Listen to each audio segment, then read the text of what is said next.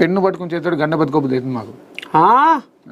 అంతగానం అయిపోయింది మా కడుపు మంట. అంటే ఆనాడు వీళ్ళు గెలవడానికి అన్ని జిల్లాలు తిరిగి బస్సు యాత్ర చేసినాం మేము.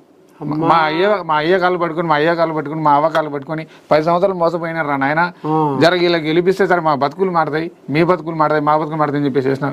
వీళ్ళు వచ్చినా కూడా అట్లే ఉన్నది పరిస్థితి. నిరుద్యోగుల పరిస్థితి ఎట్లా అయిపోయిందంటనా, ఆడతంతే ఈడతంతే ఆడనట్టు అయిపోయింది. ఎవరికి వాళ్ళు రాజకీయ లబ్ధి కోసం వాళ్ళు వాడుకుంటున్నారు కానీ నిరుద్యోగం గురించి పట్టుకునే లేడు తాత, ఎవరు లేడు. అది ఇప్పుడు నువ్వే మాదీరా అనుకుంటివి మనసారా ఓ కేసీరావు దొరా కరుణించవయ్య జరా అన్నా కానీ మీకు కేసీరావయ్య ఏం జాలి ఏం చూపలేదా? ఏం చూపలేదు అప్పుడు, ఏం చూపలేదు. సరే అని ఇక వాళ్ళలో వీళ్ళకు పద్ధతి బట్టి మా నిరుద్యోగుల తలరాతలు మారాలని ఇటు మళ్ళీ ఎట్లా చేసిరు అప్పుడు? అశోక్ నగర్లో ఒక 3 సార్లు ధర్నా చేసిన తాత. ధర్నా చేసినా కూడా ప్రభుత్వానికి ఎలాంటి చలన రాలేదు. చలన రాకుండా తర్వాత మళ్ళీ ఇప్పుడు కాంగ్రెస్ సర్కార్ రాకముందుకు చాలా సార్లు మినిస్టర్లను కలిసినాం, ఎమ్మెల్యేలను కలిసినాం, అయినా కూడా పట్టించుకోలే. అప్పుడు కూడా పట్టించుకోలే. అయితే తర్వాత బాగా బాధపడి మరి గవర్నమెంట్ ఏందని చెప్పేసి మళ్ళీ సరే కాంగ్రెస్ ప్రభుత్వం అవుతానన్నా కొంచెం చేంజ్ అవుతుందేమో అని చెప్పేసి అందరం కలిసి బస్సు యాత్ర చేసినాం. బస్సు యాత్ర చేసినాక కూడా మరి ఈ గవర్నమెంట్ కూడా పట్టించుకోవట్లేదు అత. మరి ఇప్పుడు సర్కారు సంతకం పెట్టేమో శాసకాలం లేదు, ఎట్లా తీయాలి ఈ సంసారం చల్లకుండా, పశువులు కూడా పుట్టగత అయితే లేవు, ఆదాయం ఆయనే అనబడుతుండు. మరి ముత్తుకోరు సంసారం అయ్యిందట, ఇల్లు సంసారం అయ్యిందట. మరి ఎట్లా చేస్తారు, ఏంది ఏం కథ? మరి కొనుగోలు జర్ర ఏమన్నా నిమ్మల పడతారా? మరి సంసారం కనిపెట్టి ఏమన్నా నిమ్మల పడే కోపొద్దా? ఇంటికాడ మీ అమ్మ మీ అయ్య ఏమంటుర్రు ఈ పిల్లగానికి? ఏమంటారు మరి ఇంటికాడ మీ అమ్మ మీ అయ్య? నిమ్మల పడే పరిస్థితి లేదు. ఎందుకంటే మోసపోయి గోసపడుతున్నాం. ఎందుకు మోసపోయినాం అని చెప్తా ఉన్నా అంటే క్లియర్గా అర్థమవుతుంది. ఒక్కొక్క దగ్గర కాదు, అన్ని దగ్గరలో మేము మోసపోయి ఇటువంటి పరిస్థితులకు వచ్చినాము.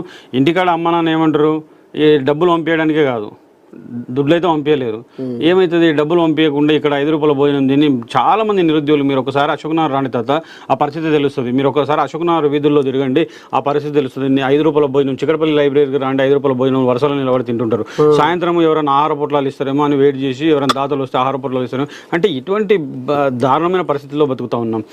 ఇట్లా బతికినా కూడా ఈ మన పిల్లలపైన ఎస్సీ ఎస్టీ బీసీల పిల్లలపైన 29 జీవో తెచ్చి, అది మధ్యలో అయిపోయింది, 29 జీవో తెచ్చి ఒక గొడ్డలు పెట్టుగా చేసిండ్రు. ఈరోజు రాష్ట్రంలోనే అతిపెద్ద సర్వీసులు అయినటువంటి గ్రూప్ 1 సర్వీసులని ఈ గొడ్డలు పెట్టుగా తెచ్చిండ్రు. అట్లా 14 క్వశ్చన్లు అట్లా తప్పుంటే అది ఆ తర్వాత జీవో 29 రద్దు చేయాలని చెప్పేసి పెద్ద ఎత్తున ధర్నాలు రాసరోకలు చేస్తే మా పైన లాఠీలు తిరిగినాయి తాత.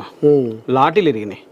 ఎట్లా మామూలు లాఠీలు ఇరగలేదు, మొత్తం అంగులు చినిపోయిన లాఠీలతో కొడితే వెనక షర్ట్ మొత్తం చినిపోయింది. అటువంటి లాఠీలతో కొట్టి ఎగ్జామ్ 3 రోజులు ఉంది. రద్దు చేయని మేము చెప్తే అసలు రద్దు చేయకుండా బలవంతంగా ఎగ్జామ్ పెట్టించిన తాత. పెట్టిండ్రు, మా మెడల్ వంచి మేము ఎగ్జామ్ రాసినాం. రాసిన తర్వాత ఏమైంది తాత అంటే అది రాయడం అయిపోయింది. రాసిన తర్వాత ఏమైంది, ఒక ప్రాసెస్ ఉంటుంది, ఎవల్యూషన్ ప్రాసెస్, దాన్ని కరెక్షన్ చేసే ప్రాసెస్ ఉంటుంది. ఆ ప్రాసెస్లో ఓన్లీ గవర్నమెంట్ ఎంప్లాయీస్, అది కూడా రెగ్యులర్ ఎంప్లాయీస్తో మాత్రమే కరెక్షన్ చెప్పాలి. అట్లా కాకుండా రిటైర్డ్ ఎంప్లాయీస్ తోటి, రిటైర్డ్ వాళ్ళతోటి కరెక్షన్ చేయించిండ్రు. అది కూడా కాకుండా కొంతమంది ఇన్స్టిట్యూట్ డైరెక్టర్లతో, ఇన్స్టిట్యూట్లో చెప్పే ఫ్యాకల్టీ తోటి, ప్రైవేట్ వాళ్ళతోటి కరెక్షన్ చేయించిండ్రు. ఆ కరెక్షన్లో ఒక ఎవల్యూషన్ మెథడ్ ఉంటుంది. ఆ మెథడ్ ఉందా అని కోర్టు అడిగింది కదా. ఎవల్యూషన్ మెథడ్ ఉందా మీకు అని కోర్టు అడిగింది. కానీ ఆ ఎవల్యూషన్ మెథడ్ మా దగ్గర ఉందని చెప్పిండ్రు. సరే ఏ భాషలో, తెలుగులో ఉందా, ఉర్దూలో ఉందా, ఇంగ్లీష్లో ఉందా, మాకు ఒకసారి ఇవ్వండి. ఒకవేళ ఇంగ్లీష్లో ఉంటే మళ్ళీ తెలుగుకి ఎట్లా దాన్ని ట్రాన్స్లేట్ చేసుకోవాలి అని కోర్టు అడిగింది తాత. అప్పుడు దానికి సమాధానం ఇవ్వలేదు టీజీపీఎస్సీ కానీ ప్రభుత్వం కానీ. ఆ తర్వాత ఇంకా బుర్ర వెంకటేశం ఏమంటున్నాయి ఇక ఇప్పుడు